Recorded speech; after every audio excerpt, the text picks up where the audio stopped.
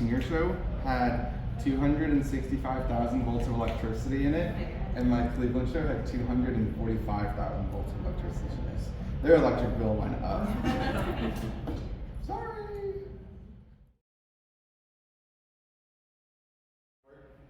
Hi, I'm Ethan Samaha. I'm an artist working with neon to explore color, light, and space, primarily using straight line as my common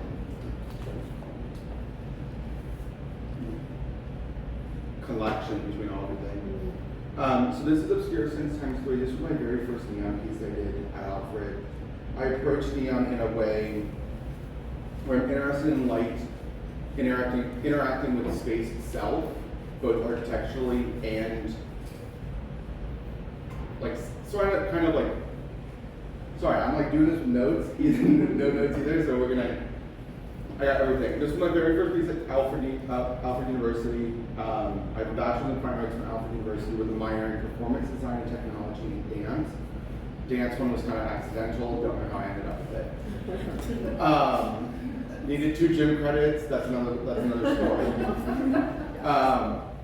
This is not a dancer figure, we are a mover.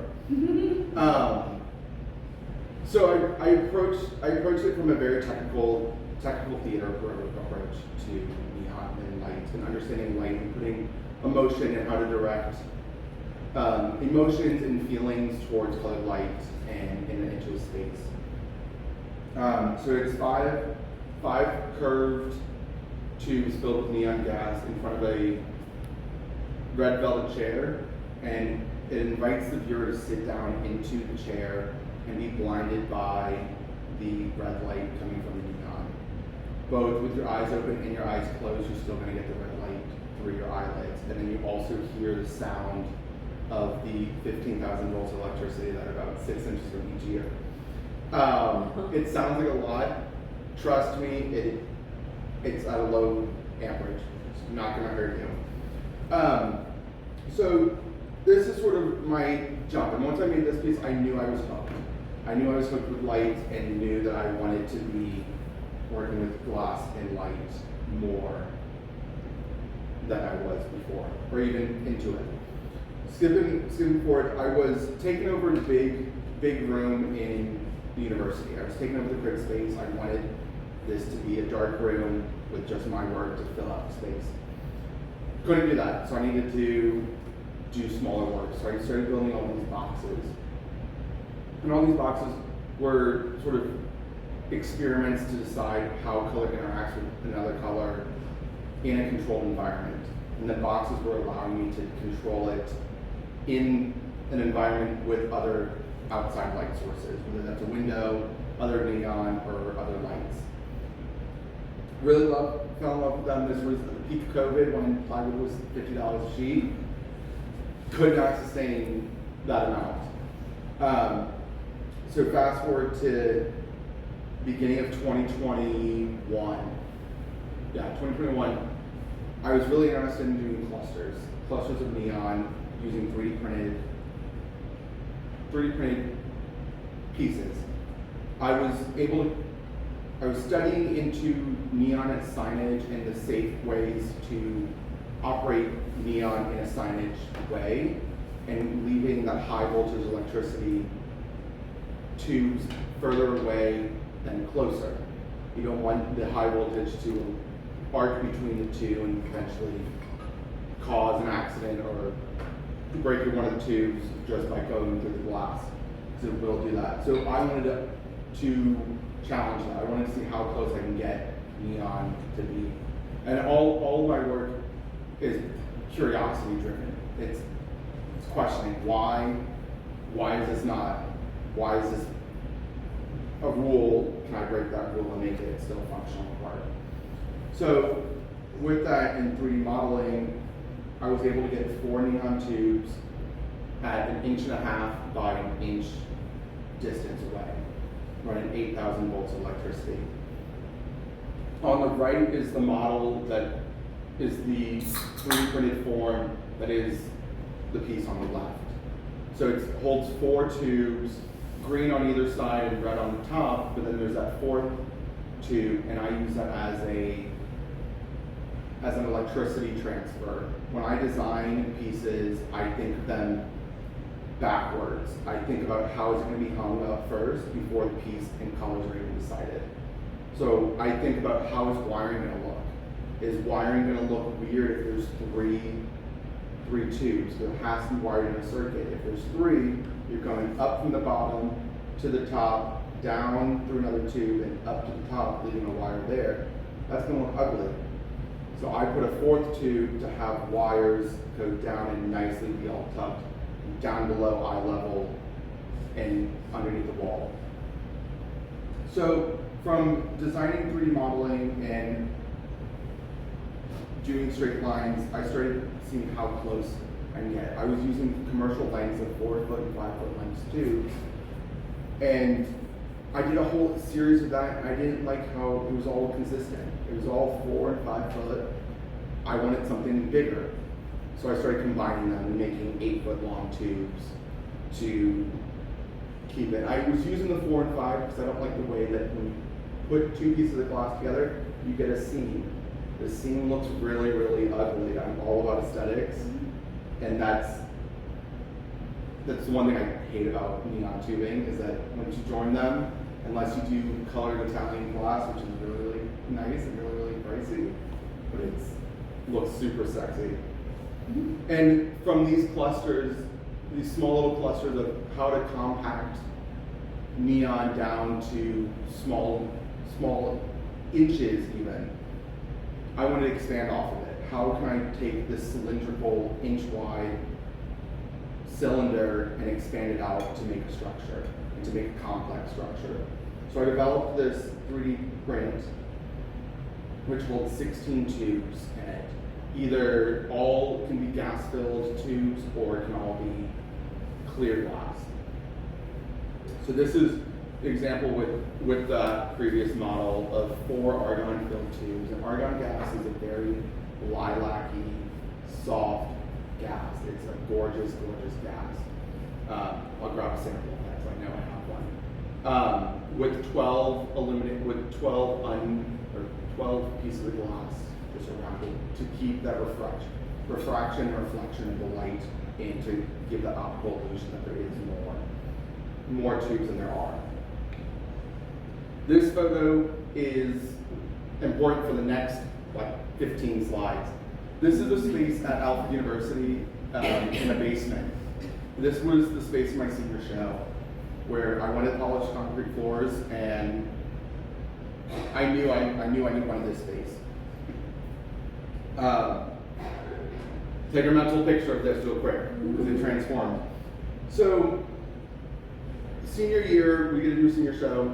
I channel line horizontal vertical, and it all plays around with how our eyes perceive color, how I can alter that from being saturated in one color and then going to another room that is completely different color, and altering how our eyes see color and play with our cones in our eyes a little bit. And then horizontal vertical refers to everything in the show being horizontal and a vertical line. And thankfully this was sponsored by Ventex Technologies, which is a transformer company. They donated all the power supplies I needed for everything, because I need a lot of power, as you'll see. So as you come around this wall, you start to see this first piece. And I titled it yellow, yellow, yellow, yellow, yellow, yellow, yellow, yellow, yellow, yellow, yellow. It's very literal. There's that many yellow tubes all in a line. And I display it vertically too instead of horizontally. Curators hate me for doing that, but we want to little circuits that way. So the opposition between neon being both illumination of light and then also being lightweight and then being suspended by chain is an interesting duality that I work with. The chain's so heavy, but it's got a really nice shape to it that the light likes to play off of, and then also different sheens of it. And as we walk down to this space, we get to this weird corner, and all of these walls in here were designed by me. I designed where they were going to be, how for each of these pieces we're going to interact with a space that I designed. So as we come around this corner, as we go all the way back, we have a piece called Green Opera Green. I don't have an up close of it, but it's another one of those 1.5 by inch thick 4 tubes of neon. To just give a little bit more light. And this is also a good photo from the ceiling of seeing what's ahead of what's happening, what colors are coming up, but how do you get there in this maze-like area. So we get to this corner, and we've got, let's see if it's going to play. We've got this piece. And this is Krypton gas at about 250 torrs. And torrs are a pressure, or a measurement of pressure. The atmosphere is about 724, 742 torrs. These are about 1/3 the amount of pressure of the atmosphere. Each of them have, and this ringing, this also produces heat, light, and ringing. So that ringing is the electricity hitting all the gas and all the glass as well. And you round this corner, and you get to the big giant piece. And this was something that I envisioned, didn't do any studies for. I had an idea of, okay, what does a blue look like next to another blue? So we get to this 4 foot by 4 foot piece of 16 tubes of neon. And it's such a rich blue. But when you're also coming down this sort of hallway, you get this gradation between an icy blue and a standard, sort of a more standard blue. And what's that span of one color versus another over a 20-foot long span? And that's something that I'm interested in, of that gradation of color, and does that change if there's 3 colors, 4 colors, 1 color even? How does that fade into the darkness? And could be picked up by another color. How does that change in the daylight? And as we walk around the corner, and designing this, I was guiding through colors. How does color draw one's person into an area? So you sort of lead into this pink fuchsia. It's kind of blurry on the screen, but there's like very bright fuchsia blinding, and it's a whole different color than in the blue. When your eyes soak up all blue, you're seeing, I want to say it's green, but it could be wrong, but then I'm forcing you into a pink green, which is even hurting your eyes a little bit more. I don't like pain, but like, it's kind of like a weird, it's like looking at comp lights on a highway at night. You get the blue and the red, and you can't see. That's the same feeling. And you come around, this is sort of the end. Now we're going to get to new work. So after graduation, I took a little bit of a break. I worked for an artist in DC, Craig Craft, for a little bit doing neon.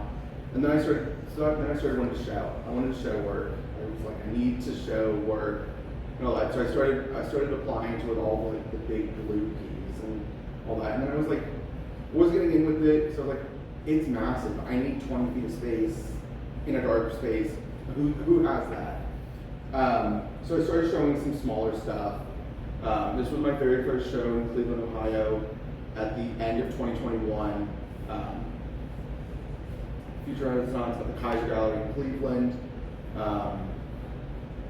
So that was my very first, and I started there. And I was like, I just want to, let's see how far I can ride that wave of showing. So I started showing, and I get to about June, and I'm like, I'm tired of showing the same stuff. It's all the small, easy traveler stuff. I wanted to show big stuff or new stuff. How do I change that up? So I started doing more color studies. I revisit all my 3D printing stuff and expanding 3D printing a little bit more into more structures, into unparalleled stuff, unorganized stuff of, for example, the one on the left, there's arm over 3 clusters. How does that correspond with one another? Or, and then also doing the subtleties of krypton gas versus argon gas being a white and a purple. Those very subtle variations, even in daylight, a little squirmy line of it. And then I expand more into more volume-taking spaces instead of doing compact. I've done the compact, I feel like I've gotten to a point where I can know how compact it can go. Now, how expanded can I go on my 3D printer at the moment, but then can I get another one that can do 20-foot long prints and do some crazy stuff. So throughout 2022, I did 311 days of showing, 9 shows, 3 of them which were solo and 1 international one in Australia. And I counted off with my show that just closed in February, Lateral Perspective, at the Kaiser Gallery in Cleveland again. I got invited back to do solo show of all brand new work and new direction. And this is sort of where I want to head, and this is what also is informing research here at PGC. And again, this is back to, I designed everything backwards. I knew when I got the invitation, I knew what screws I wanted to use before I even knew the forms or the colors or anything. So I knew I wanted to use slotted screws. I'm a huge aesthetics person, and slotted screws look really, really nice compared to a Phillips head screw on a white wall when they're visible. And using a less intrusive hardware for neon and making sure that everything looks clean and sort of more polished than a screw on a wall painted white. I've seen it, I don't like it. I want to make it special. If someone's going to see it, it's a little Easter egg. So this is overall, I'm going to go through it more closely. So I was really interested in perception and perspective of these forms, both being 3-dimensional objects but flattened down to a 1-dimensional surface. So this is wireframe cylinder. Wireframe cylinder is all tubes on one plane. There's no out of the wall, into the wall, or anything. Designed are all in Illustrator, so I designed both on Illustrator and my sketchbook. Sketchbook is really quick and dirty stoplight sketches. I do not recommend doing stoplight sketches. Not the best. Sketching on a stoplight at a red light, not the best move. But you never know when an idea is going to come to you. And then I bring it into Illustrator and I perfect it down in Illustrator. Make sure all my angles are right, make sure the designs are right, down to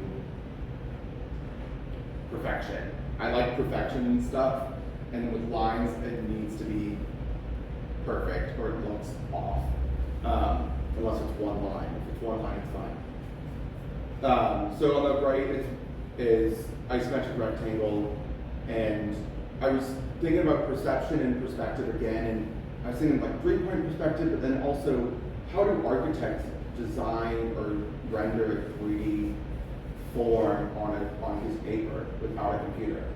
Then I ran into isometric grids. So those, I have a question. Yeah. They're flat? I mean, they're like one-dimensional? Yeah. Okay. Yeah, they are. They're all one plane. And there's a good example in a video in a little bit.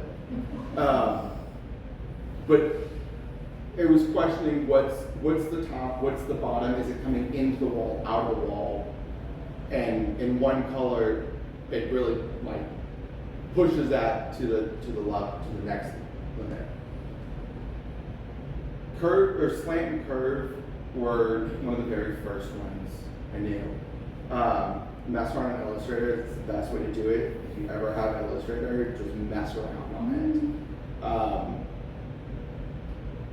I somehow came up with a line, put it over a grid, and found an angle and put it all on these. And this is sort of how I work as grids and systems and sort of an organizational Sorry about that. Organizational system. And I had all these things on the wall, and I was like, it looks very,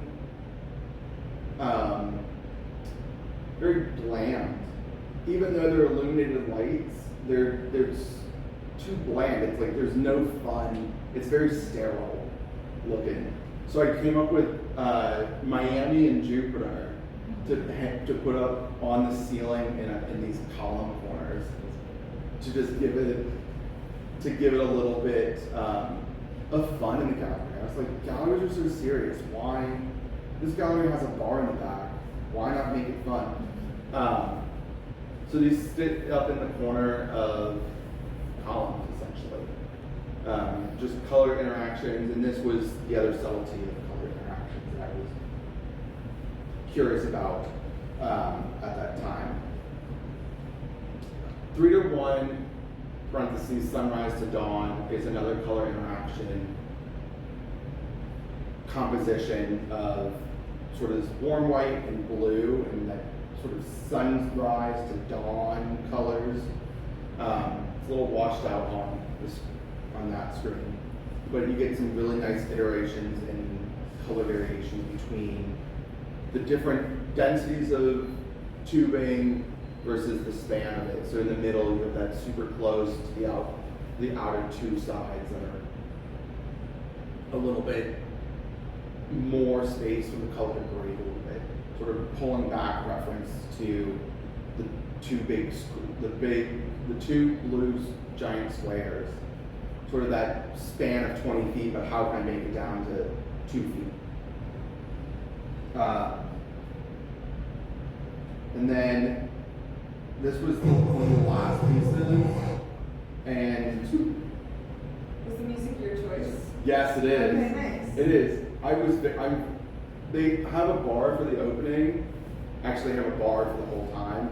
They're like, oh, we like to play music, and I was like, let me play music. And they're like, we want to play Daft Punk, and I was like, Daft Punk is not this vibe. Not this vibe. I was like, Daft Punk has a different vibe. I don't care if it's the new Daft Punk or the old Daft Punk, does not fit. So this is corner, and corner again is all flat. But as you walk through the space, the perspective changes of which way this outwards wall changes. So making that fourth perspective be very present in the space and make it big. That was the secret. Make it big in a fourth perspective and make it bright all in one color. People will come. But this is something that I'm interested in, like multiple iterations of lines in a grid and lines in an orientation that can force perspective multiple times over a course of 4 feet, 10 feet, 12 feet. And there's really no end to it. It could go forever and ever and ever. But yeah. That was kind of quick. That was not all the notes I said. Oops. I didn't. Do it here. Here. So I throughout the whole thing, I'm very interested in color, and neon has very limited color spectrums. I would say less than Gaffer or Kugler or anybody, very little glass selection. So I'm pulling custom colored tubes to try to get colors that are unavailable in commercial neon products by using glass colored bar to get set color. So I got a couple samples up here. You can come up here and take a look, and there's more upstairs, a lot more upstairs. And then I'm also doing some weird, I shouldn't say weird, but like optic mold tubing, and tomorrow we're going to attempt Reticello tubing. We'll see how that turns out. So come see Reticello tubing probably on Friday or Saturday. I don't know yet. We'll see. So it's tomorrow. tomorrow's plan. We'll see how we get there. But yeah. Do you do any like bending, or do you this work seems like it's sort of like the purchase tubing? Is that a big part of your work, or?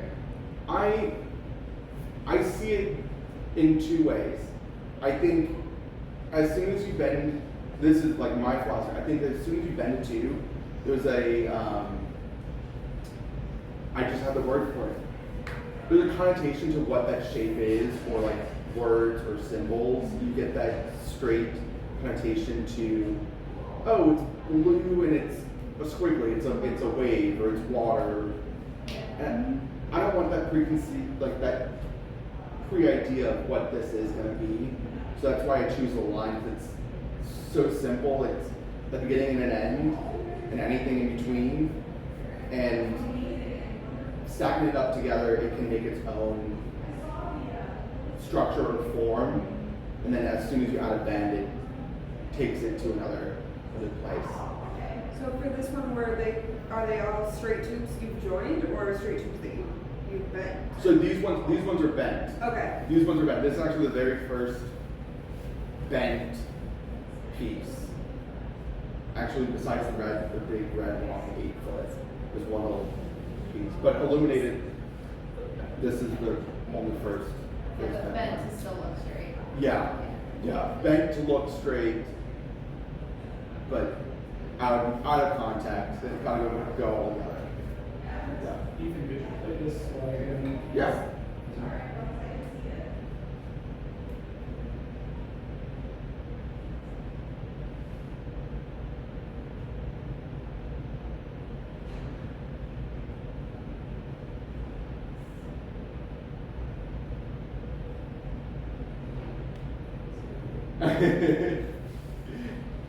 Yeah. That's the. Can you play it with the music? Yeah. I'll play this. So.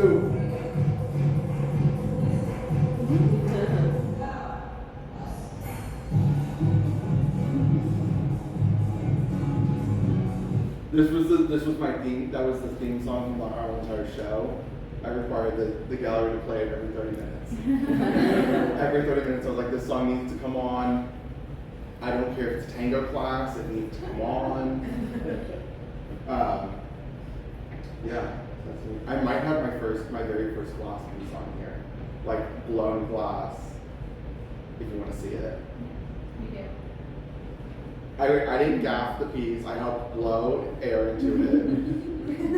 FYI.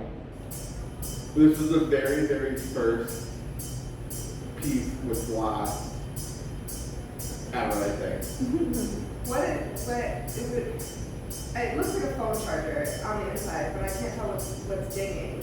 It's a piece of copper wire with 80 grit Okay. on the end, and then it's creating this sort of scar within the glass.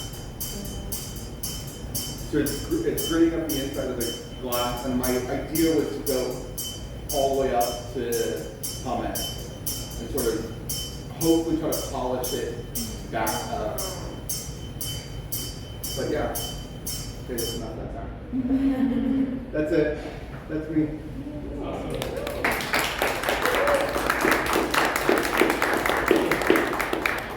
That was quick. That's quick. Thank y'all for coming.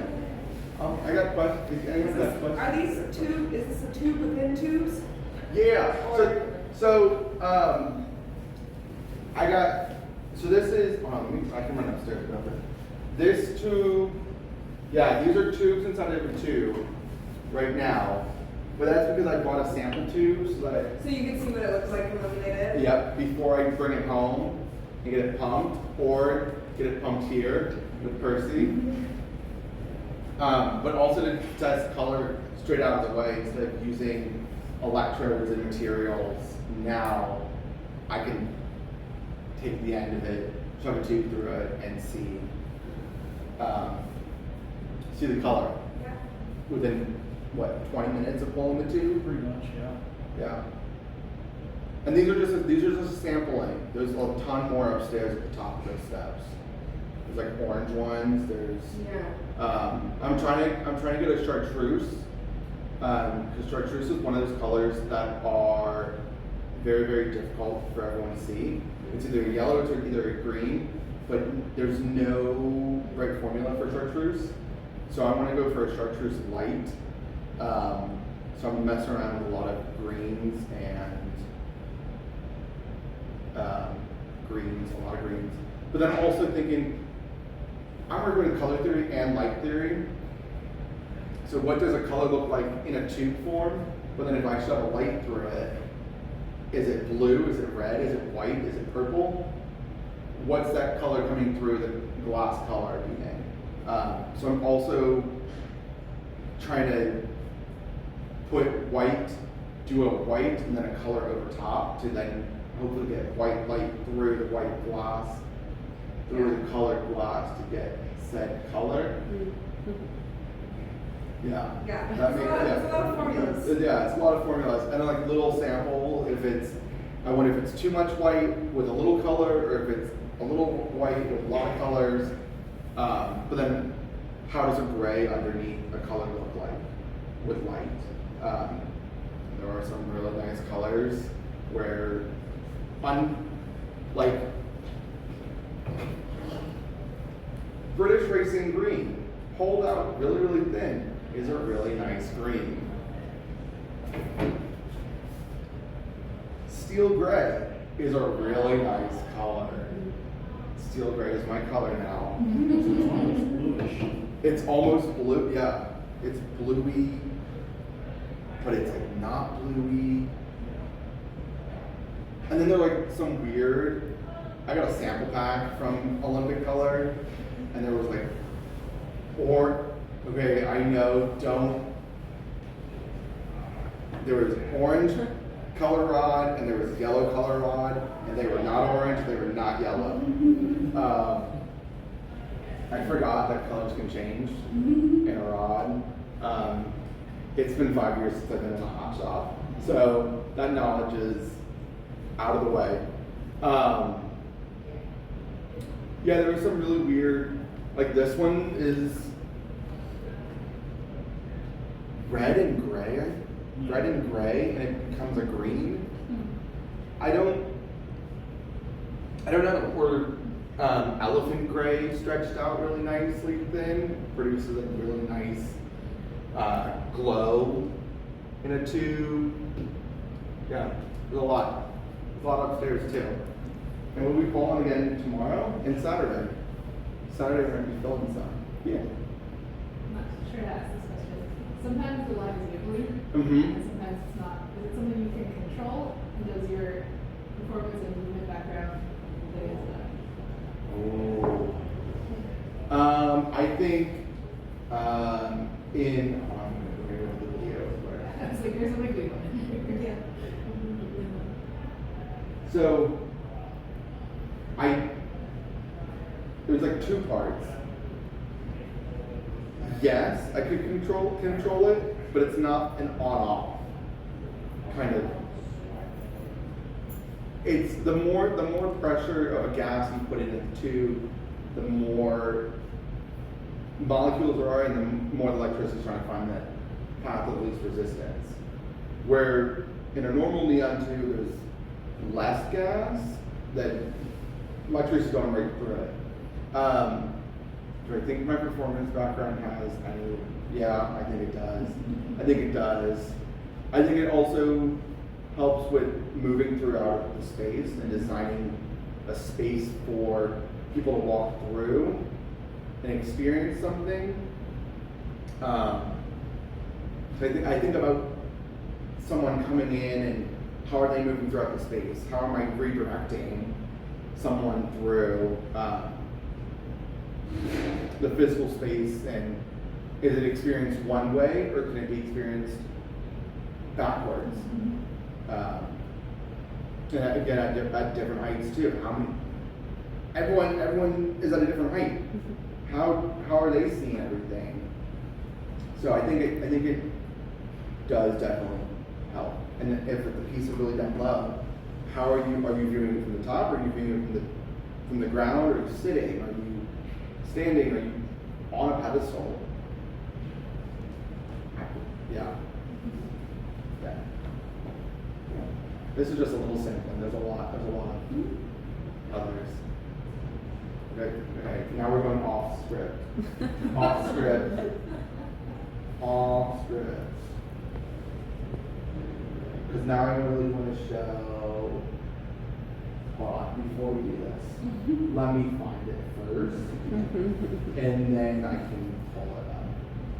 You don't want us to see all of your photos. Yeah. No, there was like the day I graduated with a ceramic duck on my head. That was, I graduated in COVID, so it was an online graduation. Yeah, classic. So I was like, ceramic duck. It works. Oh, there it is. Watch this. I know what we can do. Sorry. Going through my photos on the screen. So like, this is another research thing. So it's, I'm both interested in color and how it interacts in space, but then also the chemistry of gases and how they are electrified. So seeing what's the in-between of, so there's argon, neon, argon, mercury, and krypton, xenon, helium, nitrogen. There's a lot of all the noble gases. I've seen oxygen being put in a tube. But I was really trying to find a difference between a purple, which is argon, and a neon, which is red. And try to get a gradation in that color field. So I was doing some tests throughout, adjusting how much, what's the mixture and all that. And I was able to get this sort of pinky, it's really, really red on the computer, on the screen, but on the computer it's really, really pinky. It's a sort of a pinky color that I haven't seen anyone do before or see, at least. But then it lasted a month and a half, and it went away. So like I'm interested in like the gas mixes and like the chemistry side of gases and how they work with electricity and in the tube, and then also what's that light output. I talk about light a lot. And then like, sorry in advance, like, okay, here's a good example. This is argon gas. Argon is very lilac-y. This is argon and mercury, or mercury vapor. We put mercury vapor and stuff to make it produce a UV to excite phosphors in a commercial tube. And phosphors are a bunch of powders, and are they compounds, Percy? Yeah, the compositions. Compounded compositions. I always thought they were minerals. I don't know. I mean, they are minerals, but you put it together to get your specific colors, your create compounds. Sometimes you're doing layers, which is a whole other thing. Mm-hmm. And those two tend to be very expensive. Yeah, I know a couple of those. James has a whole bunch of them. He wastes a whole bunch of them too. That's Oh, of course James does. Sorry, neon dog.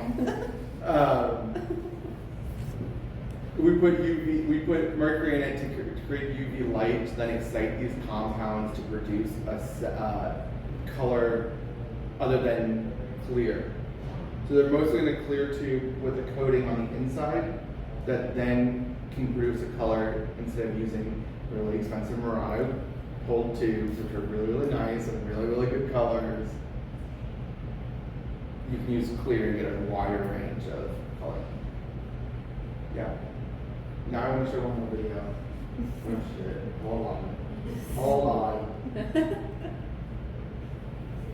Oh, damn, it doesn't work like that. Hold on. Finding it. This is the dangerous game I play. I do this at the middle. I go to the middle school every now and then and talk about neon, and this is a very dangerous game.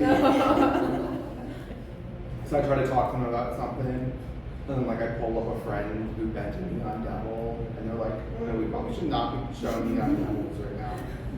And I was like, True.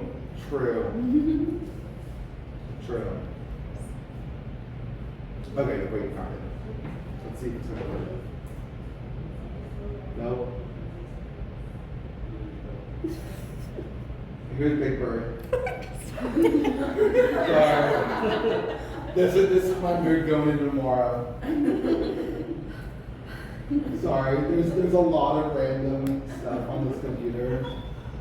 And it might look. There it is.